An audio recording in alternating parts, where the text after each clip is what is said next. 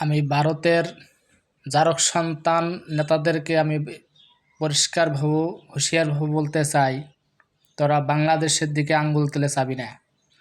আঙ্গুল তুলে কথা হবি খানকি মাগরিপুলারা, তাহলে তো জারক সন্তান তোদের যে কি অবস্থা হবে তারা কল্পনাও করে ভেবে পাবি না।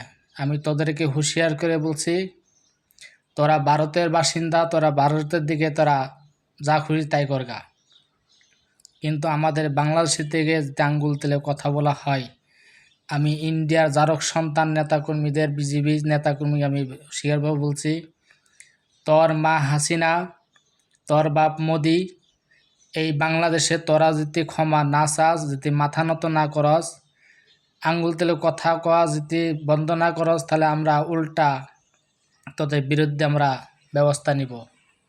ওই জারক সন্তানেরা, তোদের কি ইন্ডিয়া দিকে আমরা কি কোনো কথা বলতে যাই?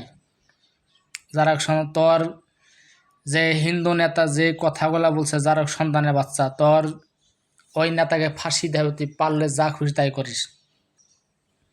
তোর বাপেরে বাংলাদেশের মাটিতে ফাঁসি দেওয়া হবে তোর ওই হিন্দু নেতাকে। আমি ভারতের নেতাকর্মী জারক সন্তানদেরকে আমি বলছি, তোরা বাংলাদেশের দিকে কোনো আঙ্গুল তুলে কথা বলবি না। আঙ্গুল তুলে কথা বললেই ওই আঙ্গুল আমরা ভেঙে ফেলে দেব। আমরা জাতি মুসলমান, বাংলাদেশের একজন নাগরিক, বাংলাদেশে আমাদের জন্মভূমি।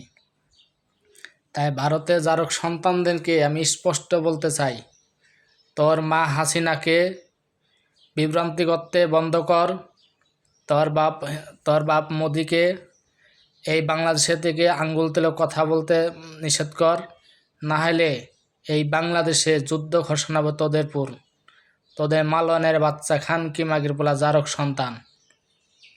তোরা ইন্ডিয়া থেকে আমাকে বাংলাদেশের দিকে আঙ্গুল তুলে কথা কস, ওই জারক সন্তানের বাচ্চা, তোদের ইন্ডিয়ায় কি আমরা কি আঙ্গুল তুলে কথা বলতে যাই? তোদের ইন্ডিয়ায় কি মাথা ঘামাতে যাই? তোর বাংলাদেশ কি তোর মাসুদানি দেশ? এই খানকি মাগরিপুলারা, তোরা যে বাংলাদেশের দিকে আঙ্গুল তুলে কথা বলছে, আলটিমেট দেশ তোর মাসুদানি বাংলাদেশ, যে তোরা আলটিমেট দিবি, তোর এত বড় কলেজে দিচ্ছে কেটা? তোর মা হাসিনা পুন্দার মধ্যে একবারে এক কেলা বাস ঢুকাই দিমু। তোর মা হাসিনা রে, তোরা বাপের বেটা যদি হয়ে থাকস, তোর বাপের সুদা বেটা যদি হয়ে থাকস, তোর মা হাসিনা রে পারলে বাংলাদেশে পাঠাই দে। কেমন তোরা ইন্ডিয়ান নেতা তাই আমাদের দেখবার আছে।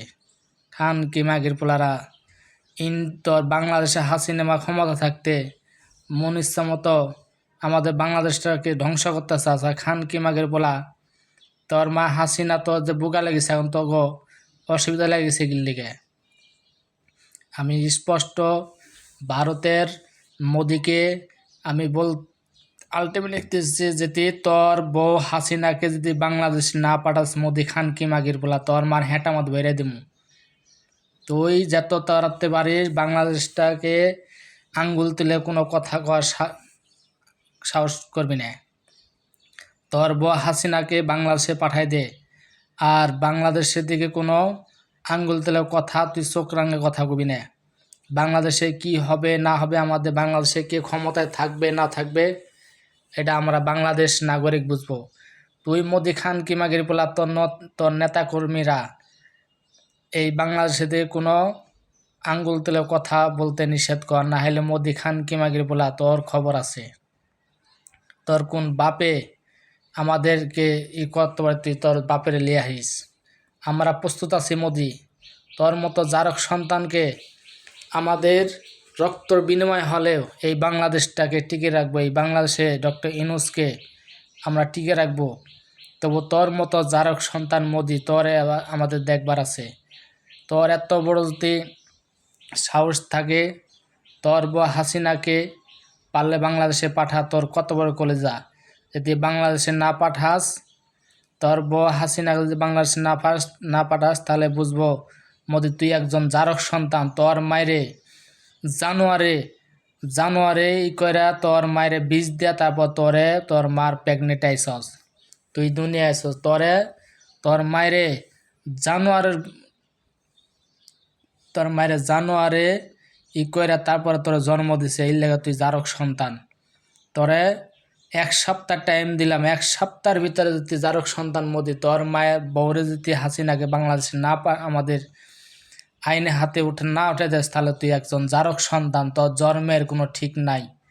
আমি বিজিবির ভারতের নেতাদেরকে আমি বলছি, তোরা কোনো বাংলাদেশের দিকে আঙ্গুল তুলে চাবি না, আলটিমেট কোনো কথা, কোনো চোখ রাঙ্গা কথা কবি না।